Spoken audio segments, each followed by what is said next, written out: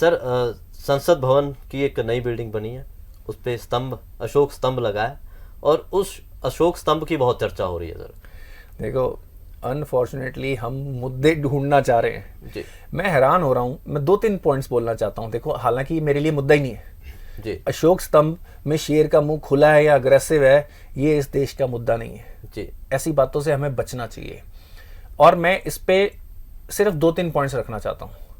मैं कल कुछ टीवी डिबेट्स देख रहा था, जी उसमें वो लोग अशोक स्तंभ की लुक की चिंता कर रहे हैं कि अशोक स्तंभ जैसा हमारा ट्रेडिशन में है वैसा नहीं दिख रहा है, जो ये कहते हैं कि हम वंदे मातरम नहीं बोलेंगे, ये हमारे हमारी वैल्यूज के खिलाफ है। जी जो वंदे मातरम बोलने से मना करते हैं, वो लोग कल अशोक स्तंभ की लुक की और उसकी ओरिजिनलिटी की चर्चा कर रहे थे। जी ठीक है। दूसरे वो कह रहे थे कि ये जो अग्रेसिवनेस दिख रही है, शेर के दांत दिख रहे हैं। मैं हैरान हूं कि अब शेर लगाए वहां के, हम अपनी वैल्यूज को, सेकुलर वैल्यूज दिखाने के लिए बकरियां लगा दें वहां पे। जी तो बेसिकली मेरे को ये लगता है कि ये इशू नहीं है। और फिर ओपोजिशन जब ये बोले कि भाई सरकार मुद्दों से हट जाती है, जी आज मुद्दों से कौन हट रहा है? क्या आज अचानक अगर वो कह रहे हैं महंगाई मुद्दा नहीं रह गया? जी आप उन मुद्दों पे रहिए ना। आप उन मुद्दों पे इसलिए नहीं रह पाते क्योंकि आपके पास कोई ऑल्टरनेट सोल्यूशन नहीं है। जी आपको भी पता है कि ये महंगाई इंटरनल ही नहीं, सिर्फ एक्सटर्नल फैक्टर्स के कारण ज्यादा है। जी ऑफ कोर्स इंटरनल फैक्टर्स है और काफी चीजें आपके हाथ में होती हैं जिसके लिए हम गवर्नमेंट से पूछेंगे, पर ये काम ओपोजिशन को भी करना चाहिए। ओपोजिशन अगर सरकार की हेल्प ही कर रही है, अगर उनको लगता है सरकार अच्छी परफॉर्मेंस नहीं दे रही है, तो ये आप सरकार को कवर फायर दे रहे हो। अगर आप लोगों के साथ ये मुद्दा डिस्कस कर रहे हो कि भाई शेर का मुंह खुला है, शेर के दांत बाहर हैं या ज्यादा वो अग्रेसिव लग रहा है, अगर आप ये मुद्दा डिस्कस करोगे तो आप सरकार को कवर फायर दोगे, आप अपना ही निकम्मापन दिखाओगे। फिर अगर आप हैरान होते हो कि भाई हमें वोटें क्यों नहीं पड़ रही हैं, तो आपको हैरान नहीं होना चाहिए। आपको देखो, अगर लाइफ में आगे बढ़ना है ना, तो क्वालिटी ऑफ आंसर्स मैटर नहीं करता, क्वालिटी ऑफ क्वेश्चंस मैटर करता है। आप सवाल किस क्वालिटी के पूछ रहे हैं? तो क्या ये वर्थ इट है इंडिया जैसी रिपब्लिक के अंदर हमको ये डिस्कस करें कि जो हमने अपना अशोक, जो हमारा चिन्ह है जी उसमें ज्यादा अग्रेसिवनेस है या वो ट्रू टू ओरिजिनल कॉपी नहीं है? वैसे एज पर दी गवर्नमेंट और एज पर दी ओरिजिनल जो स्तंभ है, देखो शेर के दांत तो होते ही हैं। ये तो जब हमने उसको रेप्लिकेट किया 1950s में, आप प्रैक्टिकली सोचो उस टाइम पे जो टेक्नोलॉजीज थी किसी चीज को बनाने की या उनको रेप्लिकेट करने की या उनको ड्रॉ करने की, उस क्वालिटी, आज तो कंप्यूटर रेंडरिंग हो सकती है, आप बिल्कुल एग्जैक्ट मैच कर सकते हो। तो मे बी उसके कारण या आपके किस एंगल से आप देख रहे हो उसके कारण आपको शेर के दांत ना नजर आते हो। तो ये मुद्दा कोई डिस्कस करने वाला नहीं है। ये मेरे को लगता है कि यही ऑपोजिशन का सबसे बड़ा फेलियर है, वो की मुद्दों पे नैरेटिव नहीं बना पाते।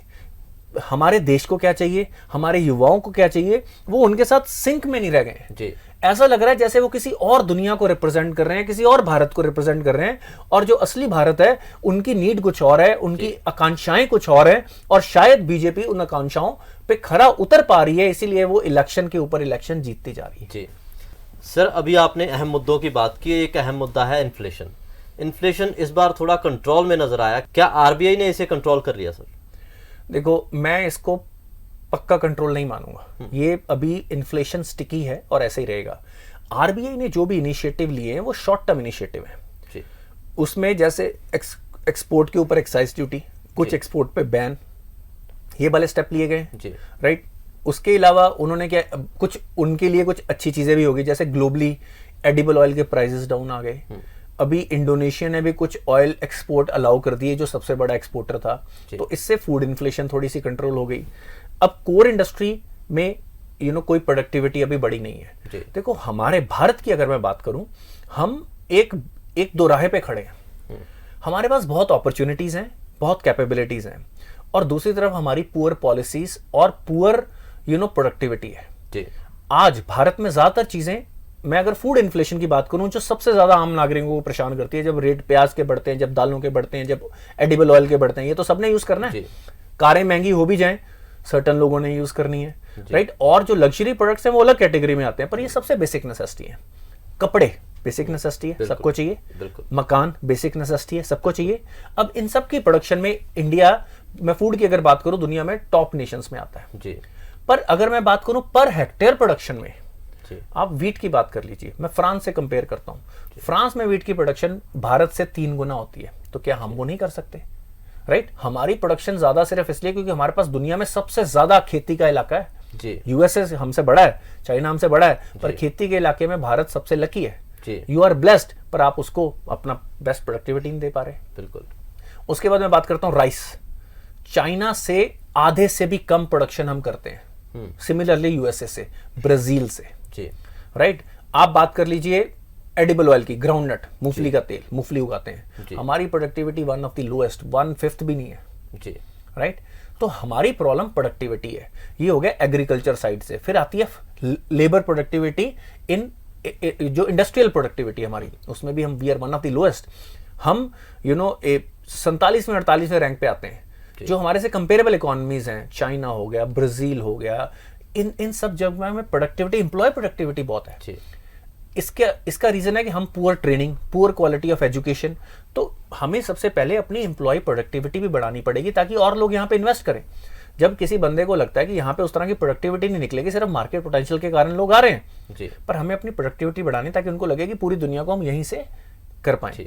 तो अगर लॉन्ग टर्म सोल्यूशन इसका आरबीआई के, देखो आरबीआई की इंटरवेंशन तो हमेशा ही शॉर्ट टर्म होती है, वो तो मनी सप्लाई को कंट्रोल करती है ना इन्फ्लेशन के लिए। लॉन्ग टर्म अगर आपने इन्फ्लेशन को कंट्रोल करना है और अपने पैरामीटर्स में रखना है तो उसका तरीका है supply side productivity, infrastructure productivity, infrastructure development और सेल्फ रिलायंस। अगर आप ये चीजें कर पाएंगे तो आप लॉन्ग टर्म इंपैक्ट डाल पाएंगे, बड़ा इंपैक्ट डाल पाएंगे। अदरवाइज आपको ऐसे ही जूझते रहना पड़ेगा। बिल्कुल सर। श्रीलंका क्राइसिस काफी टाइम से चल रहा था, उसके बाद क्या हुआ कि प्रदर्शनकारियों ने प्रेसिडेंट के घर पे कब्जा किया, वहां उनके स्विमिंग पूल में भी दिखाई दिए, वो उनकी कुर्सी पर बैठ के सेल्फी लेते भी दिखाई दिए। अब उनका प्रदर्शनकारी जब उनके घर में घुसे तो वो अपना देश छोड़ के बाहर निकल गए। देखो ये एक अगेन टेस्ट केस है कि कैसे आप डायनेस्टिक पॉलिटिक्स आपके देश को बर्बाद कर रही है। और आप देखिए उनके भाई पहले ही जा चुके हैं। एक एस्टिमेट के अकॉर्डिंग उनकी net worth as per the public figures रफली 2-2.5 हजार करोड़ बनी जा रही है। और श्रीलंका जैसे देश के प्रेसिडेंट की नेटवर्थ अगर 2500 करोड़ के करीब है, विच इज वेरी हाई। और आप जानते हैं पॉलिटिशियंस की नेटवर्थ किसी को पता ही नहीं चलती।